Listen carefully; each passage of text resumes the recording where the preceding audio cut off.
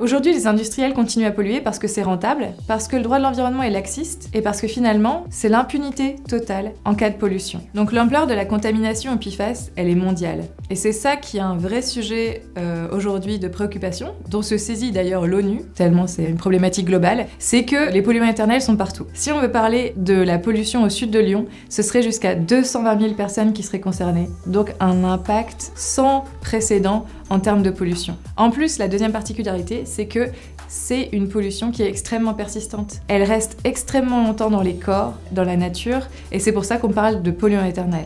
Aujourd'hui, polluer, c'est rentable parce que le droit de l'environnement est assez laxiste. Prenons le parallèle entre le droit de l'environnement et le droit fiscal. Vous ne payez pas vos impôts, vous avez une amende. Là, vous ne respectez pas le droit de l'environnement, rien. Donc finalement aujourd'hui, rien n'incite à respecter le droit de l'environnement et c'est injuste. C'est injuste pour la santé, c'est injuste pour l'environnement et c'est injuste pour les entreprises qui font bien les choses. Parce que bien sûr qu'il y a des entreprises qui veulent respecter le droit de l'environnement, qui font attention à la gestion de leurs ressources, qui font de l'économie circulaire, qui font attention à leur impact climatique, à leur impact sur la biodiversité. Et finalement, ces entreprises, elles n'ont aucun avantage par rapport aux entreprises qui, elles, polluent allègrement et n'ont aucune sanction.